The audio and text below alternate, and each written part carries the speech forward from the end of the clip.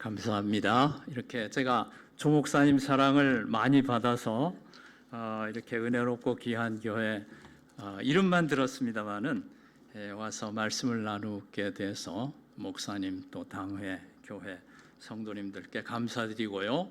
큰 영광이고 기쁨으로 생각합니다. 오늘 우리가 너무나 잘 아시는 주님 가르쳐 주신 기도 6장 9절에서 13절을 읽어 주셨습니다. 좀 실망하실지 모르겠습니다. 너무 잘하는 건데 뭐 또 그걸 설교하려나 한데 그런 생각이 듭니다. 우리가 늘 우리 입에 붙어 있고 가까이 곁에 있는 기도가 주기도이지만은 단순히 암송만 할 것이 아니고 기도의 원리로, 삶의 원리로 소화하게 된다면 또 굉장히 놀라운 은혜가 있다고 생각이 듭니다. 한국교회는 하나님 축복으로 기도를 많이 하는 교회로 이렇게 성장해 왔습니다. 특별히 새벽기도 이런 것은 세계 교회사에 유례가 없을 만큼 그렇게 큰 은혜를 주셨는데 기도를 많이 해왔기 때문에 이제 한 130년, 40년 한국교회 나이가 되었는데요. 많이 기도한 만큼 또 더 성숙한 기도를 해야 되겠다 하는 필요는 우리가 꼭 설교자라서 그렇게 말씀드리는 게 아니고 성도님들하고 저희가 다 같이 느끼는 바입니다. 그래서 주님 가르쳐 주신 기도를 가지고 하나님 먼저의 신앙, 하나님 먼저라는 가치가 우리 기도할 때 또 우리 생활에 어떻게 자리 잡아야 될 것인가, 이것도 다 잘 아시는 거겠습니다만은 그런 말씀을 함께 나눠보려고 합니다. 우리 주님 가르쳐 주신 기도 보면 특이한 게 있죠. 하도 입에 붙어 있으니까요 안 특이해요. 그저 그래요. 근데 성경은 아주 흔한 것이 눈에 띄지 않기 때문에 아주 흔한 것이 굉장히 중요한 의미를 가지고 있는데 그냥 지나가는 것이 굉장히 많습니다. 여러 가지 그런 게 있겠습니다만은 주님 가르쳐 주신 기도도 그렇습니다. 이제 모였다 헤어질 때도 주기도 하게 되면 예배 끝나는 신호구나 이렇게 생각될 정도로 깊이 생각하지 않게 되는데 잘 들여다보면 주기도는 굉장히 특이한 기도입니다. 6개의 간구가 있는데요. 앞에 3개는 하나님을 위한 간구예요. 뒤에 3개가 우리를 위한 간구예요.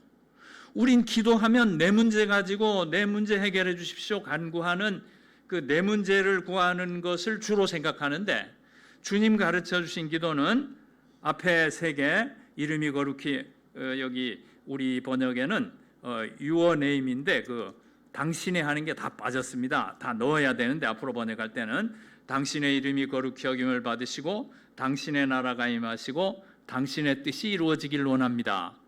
전부 하나님을 위한 기도입니다. 그 다음에 내 기도가 나옵니다. 우리를 위한 기도는 뒤에 3개. 일용할 양식을 주세요. 죄 지은 자를 사하여 준 것 같이 우리 죄를 사해 주세요. 그리고 시험에 들게 하지 않게 해주세요. 근데 오늘은 이제 앞에 3 간구의 의미를 생각하려는 것인데요. 우리는 뭘 주세요 하게 되면은 내 문제만 해결해 달라고 하는 것이 기도로 생각하기 쉬운데 주님 가르쳐 주신 기도는 하나님을 위한 기도가 전체 기도의 반이나 된다. 굉장한 퍼센트입니다. 그리고 나를 위한 기도보다 하나님을 위한 기도가 먼저 나옵니다. 이런 것이 굉장히 충격적이에요. 들여다보면. 그래서 주님 가르쳐 주신 기도만 볼 것 같으면, 그리고 주님 가르쳐 주신 기도의 성격은 뭐냐면은 기도를 훈련하는 기도입니다. 왜 그렇죠? 누가복음 11장에도 보면 제자들이 예수님께 청해서 주님 가르쳐 주신 기도를 배우게 되는데 누가복음 11장 1절에 보면 요한이 제자들에게 가르친 것처럼 주님도 우리에게 기도를 가르쳐 주세요 이렇게 청하거든요. 그래서 주신 것이 주기도예요. 주님이 주신 이 주기도는 우리 기도를 교육하는 기도예요. 우리 기도가 어떻게 돼야 되는가 하는 것을 가르쳐주는 기도예요.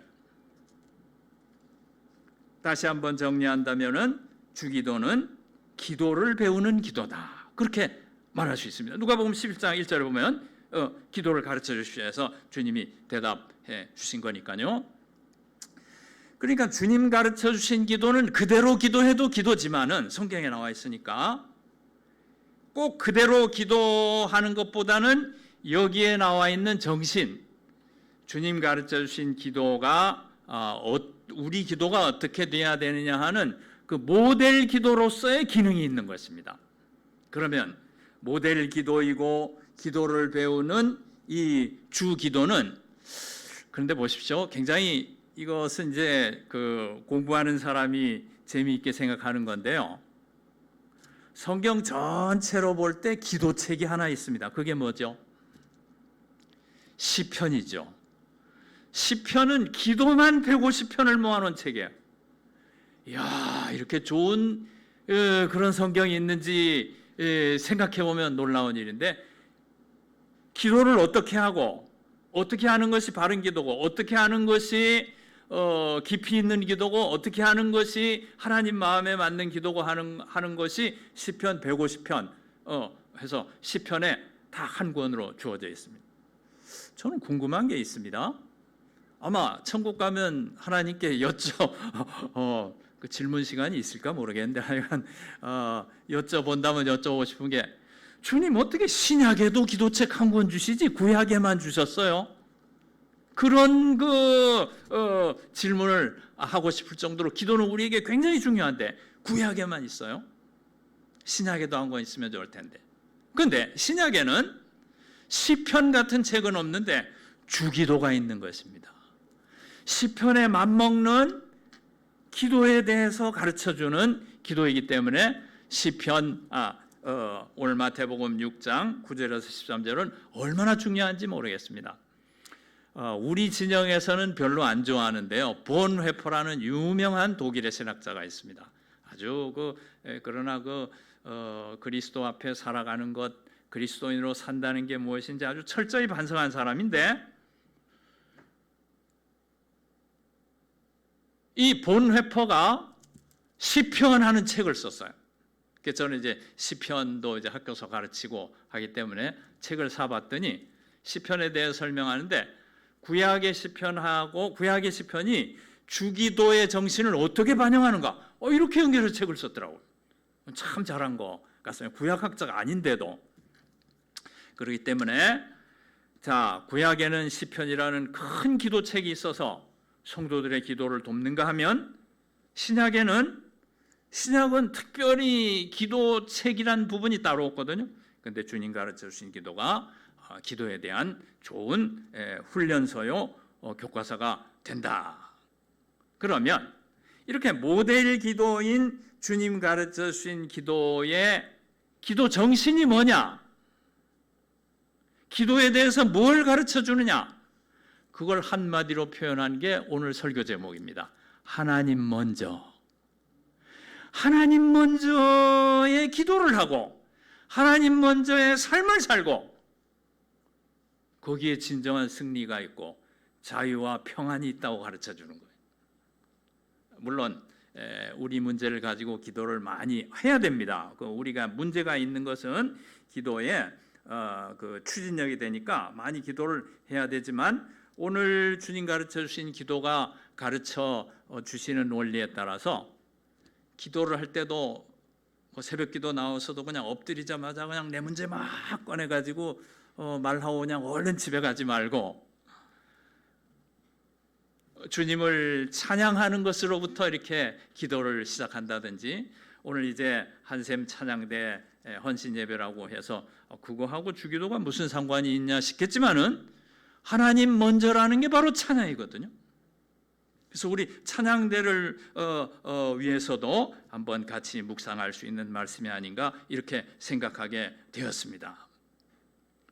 주기도는 기도를 배우는 기도인데, 핵심만 먼저 말하면 조금 풀어서 설명하는 것이 오늘 설교가 되겠습니다만은 핵심만 말하면 하나님 먼저의 기도. 또 기도한다는 건 기도만 하는 게 아니고 사는 자세 전체를 말하니까 하나님 먼저의 삶, 하나님 먼저의 신앙, 그걸 가르쳐 주는 거예요.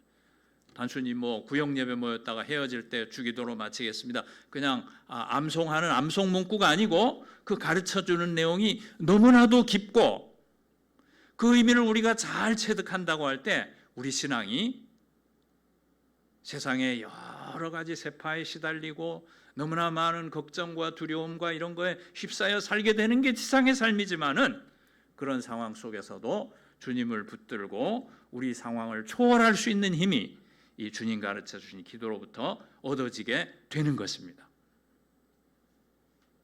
우리 성도님들 기도를 잘 하고 많이 하고 계시겠지만은 저는 기도를 할수록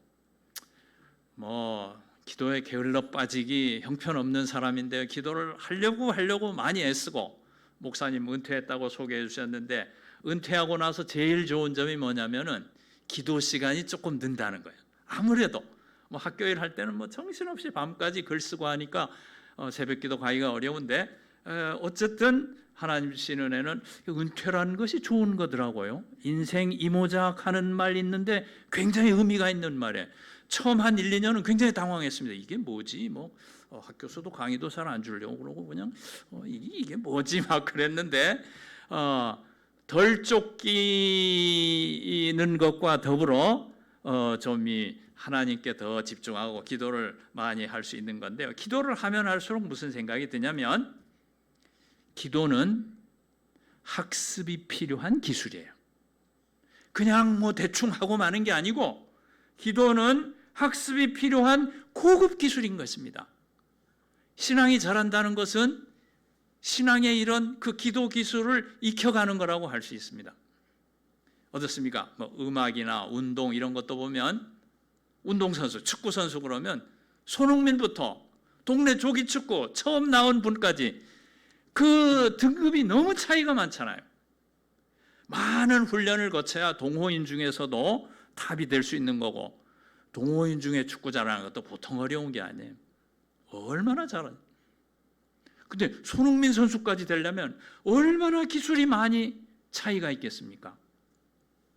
하나님 앞에 드리는 기도도 그냥 내가 하면 된다 로만 생각할 것이 아니고 훈련해서 하나님 원하시는 말하자면 하나님 먼저. 그래서 영어로 말하면요, 영어권의 그 설교자들은 그렇게 말합니다. 하나님 먼저. 이제 제가 좀 번역해 쓰는 거고 제가 지금 영어권에서 설명하는 거 들어보면 꼭 이 주기도를 가르치는 건 아니지만 그 하나님 먼저라는 거는 주기도의 성격일 뿐만 아니라 구약 성경 전체의 성격이고 신앙의 성격이니까 우리 장로교 신앙의 장로교 신앙을 한마디로 표현하면 하나님 중심이잖아요. 하나님 중심, 말씀 중심, 교회 중심, 하나님 중심이라는 것이 아주 우리 신앙의 중심이니까 이 미국이라든지 이런데 강해자들이라든지 설교자들 그 설명을 들어보면 이 하나님 먼저 하는 설명을 많이 하는데요. 영어로 말하면 Put God first. 하나님을 선두에 놔라. 하나님을 제일 먼저 해놔라. 하나님 먼저 놓으면 난 어디 갑니까? 괜찮아요. 하나님이 앞에 있으면 내일은 저절로 잘 되게 돼 있다고. 내 거부터 급해서 기도해야 되겠는데 하나님을 앞에 두면 내 문제는 하나님이 다 잘 되게 해 주시는 것이죠.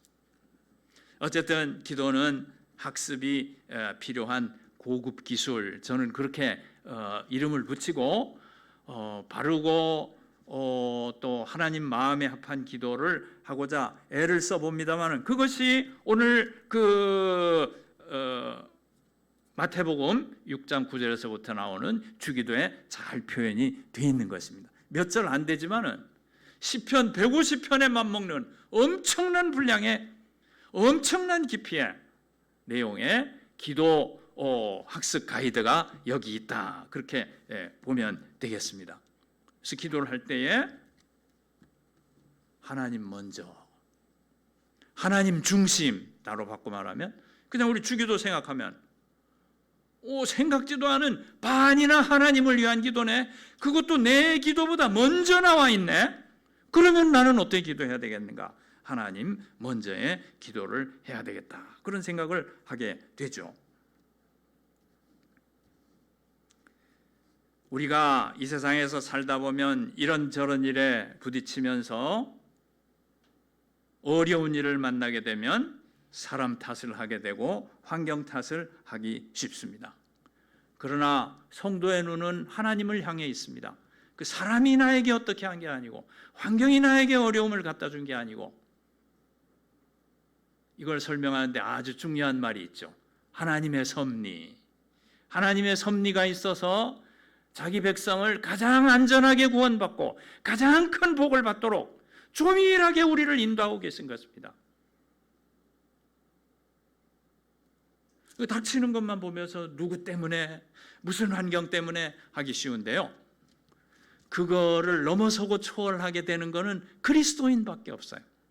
하나님이 하신 거니까. 뭐 그 사람 통해서 한 거, 무슨 환경 통해서 한 거, 그래서 하나님이 하셨다. 이렇게 보는 것도 하나님 먼저의 시각이고요. 또 내가 무슨 실수가 있어서 좀 공경을 당한다 하더라도 사실은 그것도 무슨 내 잘못한 거를 그냥 변명하려는 게 아니고 내 잘못이 하나님 앞에는 중요하지 않아요. 하나님께서 그것마저 이렇게 흡수하셔서 품어주시고 도닥이면서 그것도 고쳐주시지만은 그걸 통해서도 또 물론 회개하는 자세를 가져야 되겠죠. 그거를 피해서는 안 되겠지만 하나님께서 나를 더 좋은 결과로, 선으로 인도해 주시는 것이죠. 저 예수 믿을게요. 손 들고 나온 사람 없습니다. 골라 뽑으니까 우리 나와서 믿는 것. 우리 장로교 교리에서 예정 그러죠. 하나님이 먼저 하신 거예요. 사실은 우리 신앙 원리 자체가 하나님이 먼저 하신 것입니다. 하나님 먼저가 맞는 거예요. 하나님 먼저라는 것을 무슨 가치에 위에 두기 전에 하나님 먼저 우리를 구속하셨고 예정하시고 구속하셨고, 하나님이 먼저 모든 우리에게 일어나는 환경을 모아가지고 그것이 합력해서 선이 되도록 인도하십니다. 구속도 섭리도 다 하나님이 먼저, 하나님이 이니셔티브를 주시고 인도하시는 거예요.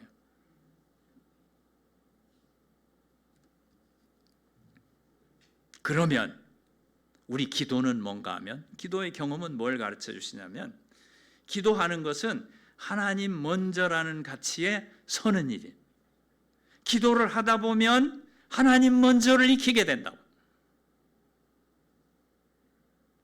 기도는 안 하고 기도를 배울 수는 없는 거죠. 기도를 하면서 배우게 되는데요. 기도를 할수록 기도는 뭔가 하면 이런 생각이 듭니다. 기도하면 할수록 기도는 하나님에 대한 집중이 높아지고 나와 세상은 작아지는 일. 기도는 하나님에 대한 집중은 높이고 나와 세상은 작아지는 일. 나와 세상이 너무 크기 때문에 문제가 고통스럽고, 하나님이 먼저 하셔서 우리가 어려운 과정에 있을 때, 정말 사망의 음침한 골짜기 같은 곳을 헤맬 때 하나님이 구원해 주셨고, 하나님 먼저 이니셔티브를 잡고 인도하셨기 때문에 우리가 복받고 여기까지 인도받은 것입니다. 우리 여기 온 게 내가 잘해, 저 한번 기독교라는 종교 믿어볼게요. 그렇게 해서도 오실 수는 있죠. 근데 그냥 우리 한국 사회는 저희 학교 다닐 때만 해도 기독교는 양종교라고 그래가지고 지금 이상으로 핍박을 받았습니다. 그럼에도 불구하고 하나님이 부르시니까 우리가 구원받아서 여기에 나와 있는 것이죠. 우리 코리안들은 우리가 한 140년, 30년, 40년 이렇게 믿었는데요. 우리 근대사가 너무 어려웠기 때문에 가난하고 질병에 시달리고 서로 헤어지고 또 각박한 이런 사회 환경을 이루어가면서 우리 사회의 민중은 간절하게 하나님으로부터 뭔가 채움을 받아야 됐어요. 그러다 보니까 우리 신앙이 복받기, 잘되기 이런데 너무 많이 경도해 있는데, 내 문제를 가지고 복받기, 잘되기 이런데 많은 관심을 갖는 건 뭡니까? 나 먼저, 나 중심이잖아요. 뭐 그냥 시작할 때는 괜찮습니다. 뭐 저 구원 받아야 되고 하나님의 도움이 필요해서 나오는 거니까 또 그것이 나쁜 것도 아니고, 늘 우리는 문제 가운데 그것이 추진력에 대해서 기도하니까 나쁜 것은 아닙니다. 근데 주기도, 주님 가르쳐 주신 기도가 가르쳐 주시는 것은 우리를 위한 기도 물론 해야 되지만 뒤에 세 쪽은 그러나 하나님 먼저의 기도, 하나님 중심의 기도를 해야 된다. 우리에게 굉장히 가까이 있는 기도지만은 얼마나 깊이 있는 내용을 말씀해 주는가 모르겠습니다. 이렇게 충격적이고 깊을 줄은 우리가 잘 몰랐었는데, 주님 가르쳐 주신 기도를 생각하면서 우리 새벽 기도라든가 나의 경건 생활이 좀 더 성경이 가르쳐 주시는, 주기도가 가르쳐 주시는 데 맞게 하나님이 원하시는데 가까이 이렇게 좀 교정이라고 그럴까요? 발전해 나갈 수 있으면 얼마나 좋겠나 하는 생각을 하게 됩니다. 언어는 존재의 집이란 말을 하죠. 최근에 뉴스에도 그런 게 나와서 언어는 존재의 집. 독일의 철학자 하이데거가 한 말인데요. 저는 이 말을 듣고 나니까 굉장히 말조심하게 되더라고요. 내 말하는 게 그게 내 존재를 표현하는 거니까. 저 친구들이 많습니다만은 대개 친구들 사이에 문제가 일어나는 게 뭐냐면 설화예요. 설화. 말을 좀 조심해서 해야 되는데 말을 막 필요 없는 말, 남에게 손해 끼치는 말 이렇게 많이 하기 쉽거든요. 예수 믿고 신앙생활을 시작하면 언어가 아름답고 고상해지죠. 그것부터가 그리스도인이 복받는 반열에 들어서는 거예요. 언어는 존재의 집이라고 말을 하게 돼. 그런 말을 듣습니다. 언어가 나니까 얼마나 말하는 것을 주의하게 되는지 모릅니다. 그런데 기도는 새 존재의 집이에요. 우리는 새 존재죠.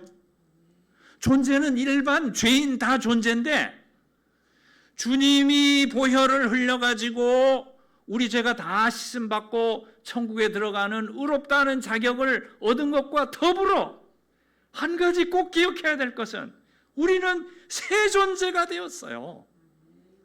단순히 그냥 자격부증만 부여받고 실제는 형편없는데 자격증만, 원래 이신칭이란 말 뜻이 그렇습니다. 실제 한 건 없지만 하나님이 의롭게 봐준다. 그건 굉장히 중요한 거예요. 그건 인류 역사의 최고의 발견이죠. 마틴 루터가 이걸 발견한 다음에 이걸 기반으로 해서 서양은 약진의 약진을 거듭하는 발견. 그러니까 정신이 깬 거예요. 정신이 깬 거. 이신칭이란 것 자체가 약진의 약진을 발전해가지고 종교개혁 이후에 500년은 서구가 세계를 들었다 놨다 했지 않습니까? 그런 정신적인 움직임을 무시할 수 없는 것입니다. 굉장히 중요한데 그럼에도 불구하고 주님께서 하나님이 주님을 보내셔서 십자가 보혈 흘리게 한 것은 그렇게 그 자격이 없는데 의롭다함 받을 뿐만 아니라 우리를 새 존재로 바꿔주셨어요. 이전 것은 지나갔으니 보라 새 것이 되었도다 그렇게 말씀하셨어요. 그리스도 안에 있는 자마다. 말하자면 하나님 말씀에 순종할 수 있는 DNA를 갖춘 존재로 바꿔주신 거예요. 그럼 우리 그리스도인들은 존재가 달라진 새 존재, 종말적인 존재인데 새 존재인데, 언어가 이제 새 존재란 말을 갑자기 하니까 조금 부연 설명을 했습니다. 그걸 자세히 말씀드리라는 건 아니고요. 언어가 존재의 집이라면 기도는 새 존재의 집입니다. 우리가 어떤 기도를 하느냐에 우리 신앙의 어떠함이 드러나는 거예요. 어떤 분이 그런 말씀을 하시더군요. 어떤 사람을 볼 때 그 사람이 어떤 사람이나 보려면은 그 사람의 비전을 보면 된다. 그렇지 않겠습니까? 그 사람 가진 꿈, 비전을 향해서 그 사람은 의식 무의식으로 노력하면서 쫓아가게 되죠. 그런데 한 그리스도인이 어떤 그리스도인인가 보려면 그 사람의 기도 제목을 보면 된다. 얼마나 귀한 말씀인지 몰라. 우리 한국교회 그 어른 목사님이 하신 말씀이 안 잊어버려집니다. 내가 어떤 그리스도인인가는 내가 어떤 기도 제목으로 하나님 앞에 기도하고 있는가 하는 게 표현이 되는 것이죠. 주님 가르쳐 주신 기도를 가지고 기도를 배운다고 하는 것은 바로 우리가 어떻게 기도해야 바른 기도가 될까 하는 걸 가지고 훈련하는 것이기 때문에 과연 새 존재로서 성숙한 기도 생활을 하고 성숙한 삶을 사는가 하는 것을 연습하고 훈련하는 기회가 될 것입니다. 두 면만 생각해 볼게요. 이름이 거룩히 여김을 받으시오며 하는 거하고 나라가 당신의 나라가 임하시오며 뜻이 하늘에서 이루어진 것은 나라가 임하는 거에 넣을 수도 있어요. 왜냐하면 누가복음 11장에는 뜻이 하늘에서 이루어진 것 같이 하는 그 기도는 없거든요. 그러니까 그건 아마 누가복음과 관계시켜서 나라가 임하시오며 하는 기도에 들어있는 게 아닌가 이렇게 생각을 하게 됩니다. 과연 이름이 거룩히 여김을 받으시오며 하고 나라가 임하시오며 하는 기도는 바로 우리 내면의 성장을 돕는 기도라고 볼 수 있습니다. 뭐 간단하게 말하면 하나님 먼저 하나님 중심이라는 게 내면의 성장이죠. 얼마 전에 그 곽선희 목사님 하시는 말씀을 들은 것이 기억나는데요. 그렇게 말씀하셨어요. 나이가 드니까 돈도 없어지고 건강도 없어지고 친구도 없어지고 남는 것은 영적인 성장뿐이네 그러시더라고요. 하나님이 우리를 그렇게 인도해 가신다는 것입니다. 곽 목사님이 연세가 드시면서 이제 그런 말씀을 하시니까 과연 영적인 성장으로 나가는 기회가 인생 이모작에 허락되어 있는데 그 뭐 기다릴 필요는 없습니다. 뭐 젊으신 분들도 시작을 해야 되는데 유리하다는 거죠. 60이 넘고 이러면은 그거는 이제 연만하신 어른들을 부러워해도 좋을 것입니다. 이름이 거룩히 여김을 받으시오며 하는 것은 이름은 존재를 말합니다. 존재의 크기를 표현합니다. 그러니까 첫 기도 이름이 거룩히 여김을 받으시오며 하는 것은 내 생에 하나님이 가장 중요한 존재가 되게 해주십시오 하는 기도라고 할 수 있죠. 거룩히 여김을 받으시오며 하는 것은 이제 경배한다는 뜻인데 하나님이 경배받게 해주십시오. 내 생애에서 나보다 하나님이 중요한 존재가 되게, 내 생애에서 나보다 하나님이 큰 존재가 되게, 하나님 존재에 하나님이란 존재의 영광을 돌리는 기도라고 할 수 있습니다. 정말로 하나님 중심 기도인데요. 그런데 이 이름은요, 하나님이 이름 욕심은 굉장히 많으세요. 뭐 예를 들면은 에스겔서 같은 데도 보면 너희가 나를 여호와인 줄 알리라. 에스겔 전체를 통해서 역사하시는 그 역사는 하나님이 자기 이름 알리시려는 거예요. 신명기 같은 경우는 이름 신학이라 할 정도로 이름이 중요하고 하나님은 홀로 이름이 높아지시기를 원하십니다. 욕심쟁이 그런 말 할 필요 없어요. 내 이름 내려고 할 때 거기서부터 우리 실패가 시작돼요. 어떻습니까? 요한일서 2장 16절 같은 데 보면은 육신의 정욕, 안목의 정욕, 이생의 자랑 그런 말 하는데요.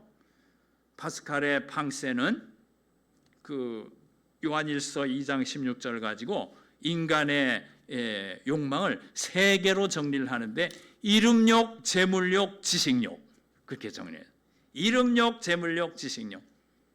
예수님이 40일 금식 후에 받으신 시험도 명예가 높아지려는 그런 시험이 있잖아요. 이름은 인간에게 가장 크고 위험한 욕심인 것입니다. 내 이름을 드러내고 싶어 하는 거. 그리고 뭐 자존심 상하면 막 상처받고 하나님도 이름 욕심이 크세요? 우리도 만만치 않죠. 자, 이해가 정면 충돌합니다. 어떻게 해야 되겠습니까? 당장 발을 빼시기 바랍니다. 이름 경쟁하면 안 되는 거예요, 하나님 앞에. 내 이름, 내 자존심, 왜 이렇게 나를 몰라주나? 이 정도면 내 잘났는데. 왜 나를 충분히 존경 안 하지? 저 사람이, 저 그룹이 나를 무시했어. 얼마나 우리 시달리나요? 하나님이 제일 싫어하는 게 뭔지 아세요? 제일 싫어하는 거. 하나님은 라이벌을 제일 싫어하세요. 라이벌 제일 싫어하니까 우상 제일 싫어하죠. 자기가 라이벌 돼서 사람이 거기한테 절하러 가 가장 싫어하십니다. 이름 자랑하는 것도 싫어하세요. 하나님께 영광을 돌려드리고 우리 이름을 낮추는 겸손을 훈련하라는 기도 제목이 되겠습니다.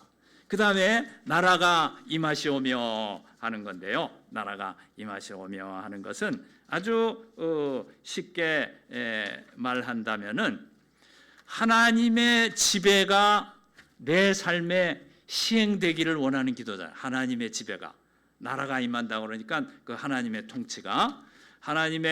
통치가 임하기를 하나님이 소원하시는 것은 내 쪽에서 보면 나를 비우는 게 되죠. 나를 비우기 훈련을 하라는 그런 교훈이 될 것입니다. 멜랑이토는 말하기를 죄는 무엇인가? 하나님으로부터 벗어나려는 것이 죄다. 하나님의 다스림이 없는 혼돈이 죄다. 그런 말을 했습니다. 하나님의 지배하니까 굉장히 속박이 있고 굉장히 불편할 것 같지만 사실 인간은 하나님으로부터 하나님의 창조되었기 때문에 의존적 존재. 하나님의 통치 아래 있을 때 하나님의 통치 아래 하나님의 지배하에 들어가면 속박받을 것 같은데 하나님의 통치 하나님의 지배하에 들어가면 가장 자유로운 것입니다. 내가 자율적인 인간이 되려고 하니까 노예가 되죠. 내 마음대로 내 주권으로 움직이려고 하니까 죄의 종이 되는 거죠. 그리스도와 함께 죽고 그리스도와 함께 부활한 새 존재는 죄의 종이 아니고 의의 종이요 하나님의 종으로서 참된 자유 가운데 살게 되는 것입니다. 파스칼의 팡세에 보면 또 이런 말이 나옵니다. 파스칼의 팡세는 신앙으로 본 신앙적 행복론을 상당히 많이 다루고 있는데요. 행복은 우리 안에도 있지 않고 우리 밖에도 있지 않다. 그것은 우리의 내부인 동시에 외부인 하나님 안에만 있다. 그렇게 말했습니다. 우리 그냥 예수 믿고 그냥 대충 하면 복도 따라오고 물론 하나님이 뭐 말할 수 없이 우리에게 주셨고 개인에게도 그렇고 우리 사회도 주셨고 뭐 우리 지금 한국교회 이렇게 신앙 세대는 하나님의 은혜에 대해서 너무나 경험적으로 잘 알고 있고 감사하는데요. 좀 더 근원적인, 좀 더 성숙한 신앙을 위한 도움을 팡세로부터 받는다면 행복은 우리 안에도 있지 않고 밖에도 있지 않다. 우린 그렇게 생각하죠. 내 바깥 환경이 좋아지면 행복할 것이다. 뭐 그렇게 생각하기 바로 쉽죠. 또 적잖이 바깥에서 얻어지는 것도 있고요. 존경도 받고 재산도 얼만큼 있고 자녀들도 잘 되고 뭐 바깥에 있는 것이 다 중요합니다. 하나님이 다 주십니다. 그러나 근원적인 행복은 밖에 있지 않고 그러면 우리 안에 있는가? 내 내부를 잘 이렇게 인격을 연마해 가지고 이렇게 넓은 인격의 소유자가 되어서 행복해 보리라. 그것도 불가능하다는 거예요. 왜냐하면 우리는 부패한, 전적으로 부패한 존재이기 때문에 새 존재인 면도 사실이지만 죄인인 면도 사실이니까요. 그러면 파스칼은 뭐라고 말하는가 하면 행복은 우리의 내부인 동시에 외부인 하나님 안에만 있다. 바깥에서 구속을 이루어 주셨기 때문에 거기에서 우리에게 근원적인 행복이 부어지고 그것을 우리에게 적용하시는 성령의 역사가 있기 때문에 우리는 행복한 것입니다. 하나님과의 관계 속에 하나님의 지배가 우리를 얼마나 자유롭게 하는가 하는 것이죠. 이걸 생각해 보겠습니다. 예수 믿는 것이 무엇인가? 예수 믿는 거. 오늘은 이런 각도로 두 각도에서 한번 정리해 보려고 합니다. 예수 믿는 것은 한편으로 볼 것 같으면 십자가 구원을 믿고 하나님을 의지하는 게 예수님 믿는 거죠. 우리 예수 믿는다고 그러면서 기도도 안 해. 뭐냐, 교회에는 나오는데, 아이고, 나오는 것도 훌륭합니다. 예. 또 뭐 의지하려는 마음이 있는데, 의지할 마음이 없어. 내가 괜찮은 사람인데 내가 왜 의지해? 그건 신앙이 아니죠. 의지하는 거죠. 그렇지 않습니까? 의지해서 여기까지 들어오셨잖아요. 그런가 하면 신앙의 다른 한쪽은, 요거 반쪽이고 다른 한쪽은 뭐냐면 하나님의 지배를 받는 것이 신앙이죠. 어떻습니까? 우리 신앙의 실체를 정리하라고 한다면 한편으로는 하나님을 의지하는 것이고 다른 한편은 하나님의 지배를 받는 거예요. 의지하는 것은 너무나 잘 아실 것입니다. 사회적으로나 개인적으로나 우리는 참으로 험악한 세월을 지나왔습니다.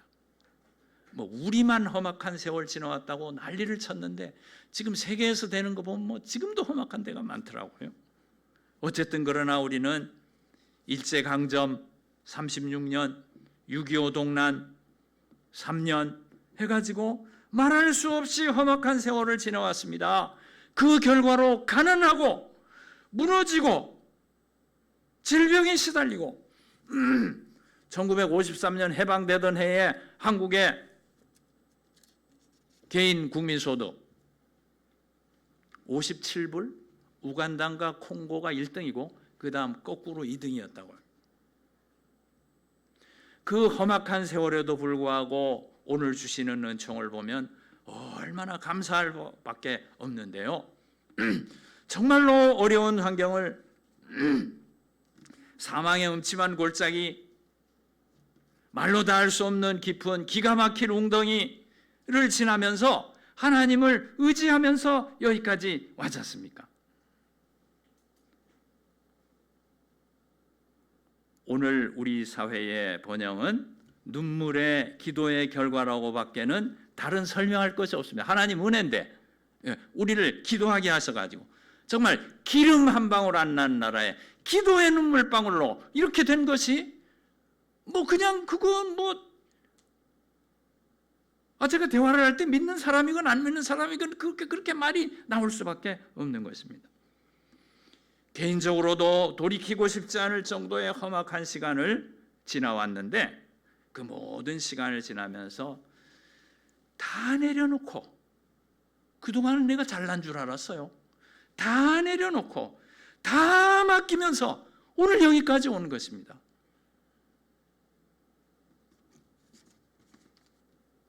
앞에 철벽이 서 있는 것 같아요. 이걸 어떻게 넘지? 여기서 끝이 아니야? 그때 철벽 앞에 서서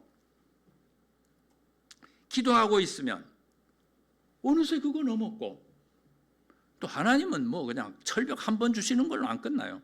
그 다음 또 철벽을, 아이고 여기 이건 못 넘어. 이건 그냥 새벽 기도 나가서 기도하고 있으면 어느새 넘었고 어느새 넘었고, 그래서 여기까지 왔습니다. 돌아보면 은혜로 되었잖아요. 맡겨서 의지하는 것이 우리의 신앙이었습니다. 그런데 의지도 하라고 그러지만은 우리 주기도의 뒤쪽 셋은 의지라고 하면 앞에 셋은 뭘 말하냐면 하나님의 지배 아래에 있어라. 거기에 참된 자유가 있다. 의지도 하지만 지배도 배워야 성숙한 신앙이지. 왜 미국이나 유럽 교회는 1등 신앙이고 우리는 2등 신앙이어야 되는가? 이거 뭐 목사 오더니 뭐 우리 2등 신앙이래. 뭐 그렇게 말할 생각은 없습니다만은 그래 뭐 비슷해요. 비슷하지만 그래도 이렇게 삶의 양식이라든지 신학이 된 거 보면은 우리보다는 좀 선진적인 기도이건 이건 사실이에요. 이런 반성을 많이 했기 때문에 그렇지 않은가? 그동안 의지하면서 이렇게 왔습니다. 그러나 이제는 지배 아래 놓일 차례. 의지하는 것과 지배가 항상 밸런스가 있어야 돼. 지배받는다고 의지하는 기도를 안 해. 그것도 아닙니다. 하나님 지배 아래 들어갔다고 어려움이 전혀 없을까요? 항상 무슨 문제가 있어서 엎드려 기도하게 하시거든요. 곤경이 있는 것은 곤경 자체가 우리를 어떻게 할 수 있는 게 아니고 기도의 부르심에 기도 초청이에요. 기도하는 추진제야. 기도 연료. 그렇게 많이 기도해야 됩니다. 새벽기도에 나오면 항상 울어야 됩니다. 울어야 되는데 우는 내용만 아니고 하나님의 지배 아래 들어가는 생활. 하나님의 지배로 나를 드리는 고급 기술이 바로 기독교인 것입니다. 많이 받았잖아요, 의지하고. 그런데 오늘 주님 가르쳐주는 기도나 우리 장로교 원리나 성경 전체에 흐르는 흐름을 보게 되면 하나님 지배로 나를 드릴 수 있기를 이렇게 권면하고 인도하는 것이 은혜의 또 하나의 중요한 부분이다. 하나님은 보통 어떤 문제들을 통해서 곤경이나 사건을 통해서 하나님 지배 아래 들어가는 것을 훈련하시는 것 같아요. 그냥 아무 일도 없으면 나도 아무것도 안 하게 되더라고. 참 사람이. 근데 좀 곤경이 있으면 하나님 앞에 나와서 기도하면서 제가 조금 이거 뭐 부끄러워서 말씀드리기 그렇습니다만은 이렇게 주님 가르쳐 주신 기도를 공부하고 나서는 새벽 기도 가서도요 꼭 먼저 하나님 중심 하나님 먼저 기도가 무엇일까 좀 생각하고 그 다음에 내 문제를 구합니다.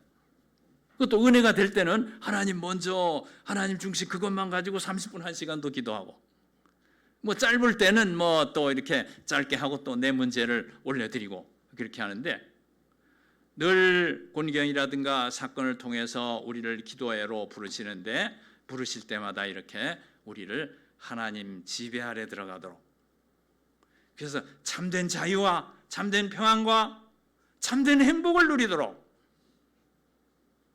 지배 아래 들어간다니까 난 그거 하기 싫어 그렇게 말할 문제가 아니고요. 하나님 지배를 훈련하신다는 것은 비우기를 훈련한다는 말도 될 수가 있겠습니다. 하나님은 어떤 문제든 우리가 어떤 사건이든 부딪히게 되면 하나님은 모든 사건 가운데 항상 선하세요. 이게 잘못될 것 같아. 이 문제 때문에 이 문제 생겨가지고 어떡하지? 뭐 잘못되면 어떡하지? 건강, 재정, 자녀, 부부관계, 대인관계 이거 꼬이는 거 아닌가? 걱정이 되는 것이 두려움이 생기는 것이 우리 죄인들이 가진 일반 특성이지만 아까도 말씀드렸지만 하나님의 섭리라는 것이 성도에게는 늘 쭉 지배를 하는 건데요. 그건 뭐냐면은 모든 사건을 통해서 합력해서 선을 이루게 로마서 8장 28절이 섭리절이라고 말할 수 있습니다. 하나님은 어떤 사건을 내가 만났다 하더라도 항상 선하신 것입니다. 일단 품어주시는 것입니다. 그리고 다독이면서 왜 제가 이런 말을 할 때 침을 튀기듯이 막 말할까요? 튀길까 봐 이렇게 물러서면서 말할까요? 청년 시절에 하나님을 너무 무섭게 배웠어요.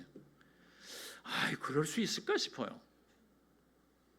그냥 하나님이 치신다 막 이런 말을 막 쉽게 했어요. 기도 많이 하시는 집사님들이 막 영파들이 많아가지고 기도를 많이 할 때인데 기도 많이 할 때 부작용이 그거라. 그리고 뭐 이건 청년 시절에 이제 교회 나와가지고 막 믿는데 청년이 나가서 교회 예수님 믿는 게 뭐겠습니까? 자기가 당한 그 어려움이 너무 크니까 기어 나간 거잖아요. 똑똑해서 믿는 게 아니고. 근데 하나님이 치신다. 제일 듣기 싫었던 말이 뭔지 아세요? 단대신앙은 어렵다. 그 무슨 말인지 아십니까? 집안에 제일 먼저 믿은 사람은 고난이 많다는 거예요. 내가 단대신앙이거든요. 제 집안 몇백 년에 처음 믿은 사람이니까. 그리고 어머니 구원하고 동생들 구원하고 그냥 제가 집안에 적이 돼 있습니다. 지금도 선교사예요. 만나면 싸워. 예수 믿으라 제사 안 된다 막 하니까 공적이 되어 있는데 단대신앙은 어렵다. 그럴 수 있죠. 혼자 믿었으니까. 누가 기도를 도와주는 사람이 또 없고 하니까. 기도를 부모님이 안 도와주니까 이제 전도사님들이나 장로님들이나 이렇게 교육자분들이 또 도와주시더라고요. 꼭 그렇게 말할 게 뭐 있어요? 다 하나님 은혜로 되는 거지. 예. 어떤 상황에서든 하나님은 훈련시키시면서 인도하는데, 그러니까 하나님을 굉장히 무섭게, 또 특별히 구약의 하나님은 심판의 하나님, 신약의 하나님은 은혜의 하나님, 그것도 틀린 말이에요. 구약 신약 할 거 없이 다 사랑에 인자하신 하나님이신 것입니다. 특별히 우리는 사건을 만나게 되면은 한국인들은 굉장히 미신적이 되기 쉬워요. 이거 뭐 무슨 뭐 이렇게 좀 뭐가 잘못된 거 아닌가, 뭐 이렇게 하나님 믿는 백성들은 그런 생각을 싹 다 버려도 괜찮은 것입니다. 왜냐하면 하나님은 자기 백성을 죄와 죽음에서 구원해서 천국으로 인도하실 뿐만 아니라 지상에 살아가는 동안도 그에게 가장 좋은 것이 일어나도록, 루터는 그렇게 말했습니다. 하나님을 믿는 백성들에게는 우리가 가장 좋다고 생각되는 것보다 훨씬 좋은 것을 주신다. 나쁜 게 일어날 수가 없는 거예요.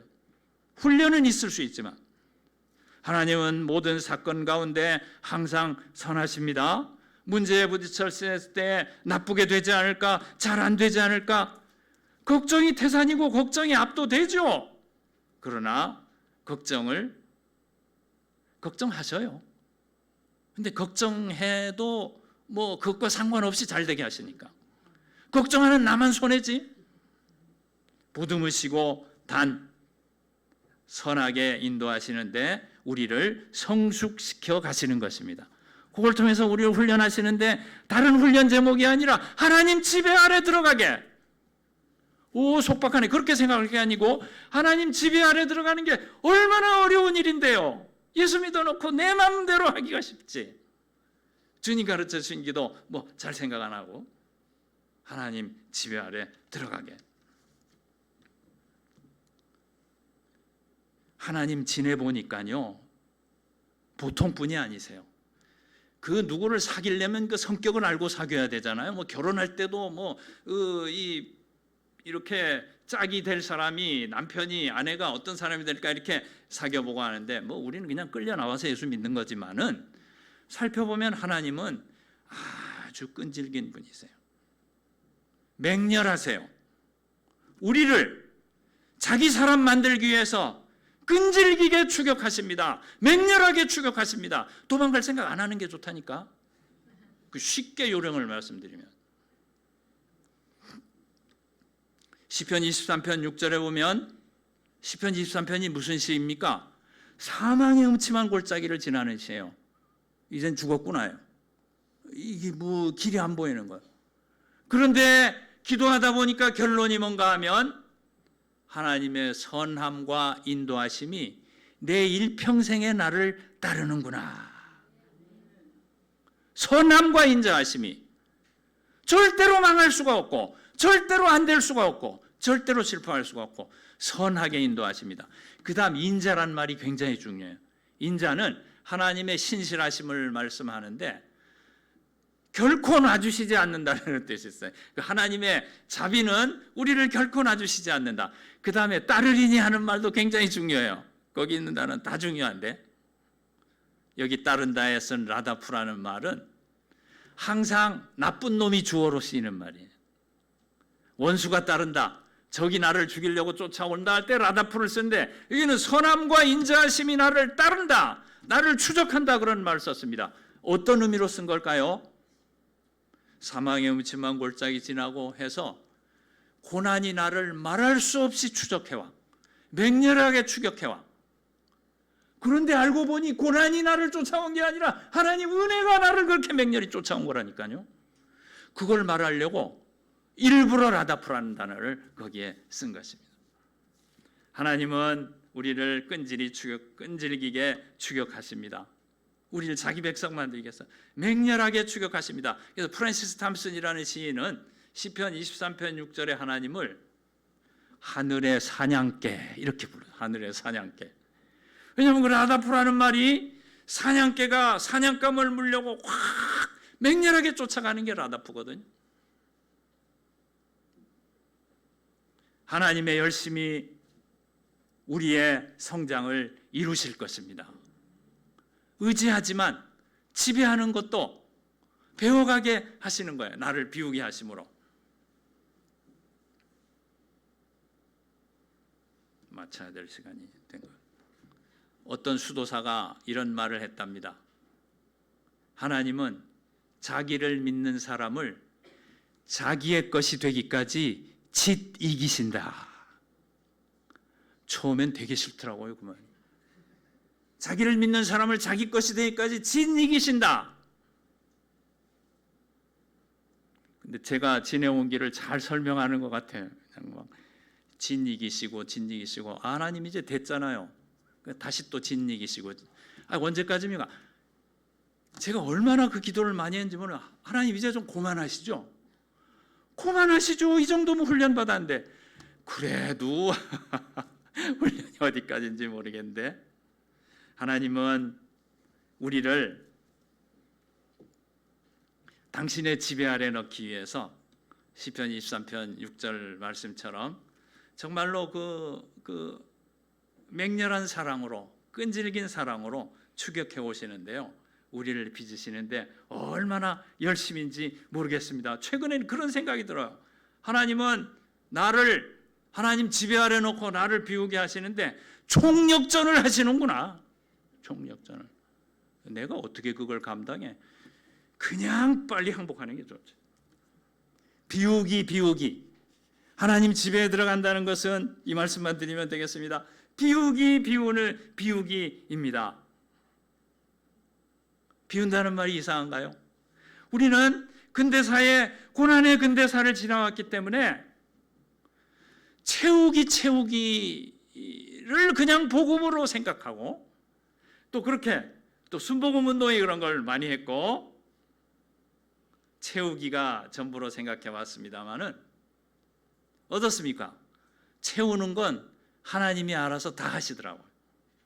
막 내가 11조에서 더 복받고 금식기도해서 문제 해결하고 헌금도 잘하고 기도도 많이 해야 되겠지만은 채우는 건 하나님이 너무나 빼어난 솜씨를 우리에게 보여주신 것을 우리가 보잖아요. 내가 나서서 채우기를 하는 것이 아니고 우리는 오히려 하나님의 지배 아래 들어가기 위해서 비우기. 결국 주님을 따르는 길은 자기를 부인하고 자기 십자가를 지고 나를 따라라고 그랬으니까 비우기가 맞는 거잖아요. 무엇을 비우겠습니까? 교만한 마음을 비우는 게 굉장히 우선적인 것 같아요. 용서하지 못하는 마음을 비우는 것도 필요한 것 같고 하나님이 우리에게 모든 달고 기름진 것을 다 주셔서 우리가 누리게 되는데 비우기는 겸손하는 거, 나에게 서운하게 나를 어렵게 만든 사람 용서하는 거, 그리고 내가 내 인생의 주인 행세하는 거 내려놓는 거, 이것을 훈련하는 쪽으로 한 걸음씩 결국은 또 어려운 얘기가 되어버렸습니다만 내딛는 겸손 하나만 생각해 볼까요? 이게 설교 준비를 하면서 깨닫게 된 것이 하나 있는데요. 이렇게 살펴보니까 자꾸 교만하잖아요. 내가 이만큼 됐는데 왜 이렇게 안 알아줘? 학교는 은퇴했다고 나를 이렇게 괄세하면 돼? 뭐 이렇게 막 화도 내. 내가 자기들한테 얼마나 잘해줬는데 이렇게 하면 돼? 이런 거 막 말하면 안 되는데 하여간에 막 그렇게 못난이 생각을 해 왔는데요. 그 교만한 생각이 내 영혼에 쓰레기를 투척하는 일이더라. 쓰레기를 투척. 그냥 하나님 지배에 대해서 생각하면서 뭘 비울까 보니 겸손 하나라도 잘 익혀야 되겠다. 쓰레기를 투척하면 어떻게 됩니까? 파리가 되고 병원권이게 되고 정신이 건강하지 못하지. 내가 이만큼 잘났는데 왜 나를 무시하지? 수시로 누가 전화만 안 해도 그 사람 왜 나를 무시하지? 이게 뭐예요? 그런 나를 알아달라, 내 자존심 상한다, 저 사람은 왜 저 따위로 행동하냐, 내가 이런 대접을 받아야 되나, 이런 모든 자만한 생각. 누가복음 17장 10절에 보면 나는 무익한 종이로다 그랬잖아요. 내가 할 일을 한 것뿐입니다. 그런데 우리는 얼마나 이 죄성이 자꾸 작동해서 나는 유익한 종이라, 나는 대접받아야 되는데 왜 상석에다가 오라고 안 하나? 그게 쓰레기 투척이라는 생각이 들더라고요. 존 버녀는 설교를 하고 강단에서 내려와서 교인들하고 인사할 때에 목사님 은혜 받았습니다 하면은 마음속으로 사탄아 물러가라 그렇게 기도를 했대요. 뭐 좀 아는 사람이지, 뭐 좀 아는 놈은 노래고 뭐 좀 아는 사람이지 그 사람은. 그래 내가 뭐 철로 역정 썼고 이 정도 인사는 받아야지 있다고 생각을 하면 자기 영혼에 쓰레기 투척하는 게 되니까 그걸 떨치려고 영혼 건강을 위해서 사탄아 물러가라 그랬대요. 저는 그렇게까지는 안 합니다. 말씀하면 감사합니다. 근데 이 교만은 정말로 오랫동안 우리 영혼 속에 붙어 있어서 떨치기 어려운 것인데 하나님 지배하에 들어간다고 할 때, 비우는 거 할 때 겸손 하나라도 얼마나 귀한 하나님 앞에 영적인 성장의 모습이 되겠습니까? 우리는 의지하면서 어려운 세월을 지나왔습니다. 자, 이제는 하나님께서 주님 가르쳐 주신 기도를 들여다보게 하시고 지배받는 생활을 하도록 인도하십니다. 나를 비우고 하나님 통치로 들어가게, 하나님 통치가 내 심령에 그로 말미암아 우리 온 사회에 펼쳐지도록 나라가 임하는 훈련, 하나님 먼저 기도요, 하나님 먼저의 훈련이 될 줄로 생각합니다. 기도하겠습니다. 하나님 아버지 감사합니다. 주님 가르쳐 주신 기도 우리가 다 알지만 같이 뜻을 생각했습니다. 하나님 아버지 주시는 종 너무 감사해서 어떻게 감사해야 될지 드릴 말씀이 없사옵는데 주신 은혜 잘 간직할 뿐만 아니라 이제는 하나님의 지배하에 들어가고 나를 낮추고 나를 비우는 이렇게 성장된 신앙으로 발전시켜 주옵소서. 참되이 하나님께 영광 돌리는 저희들 되게 인도해 주옵소서. 예수님 이름으로 감사기도 드리옵나이다. 아멘.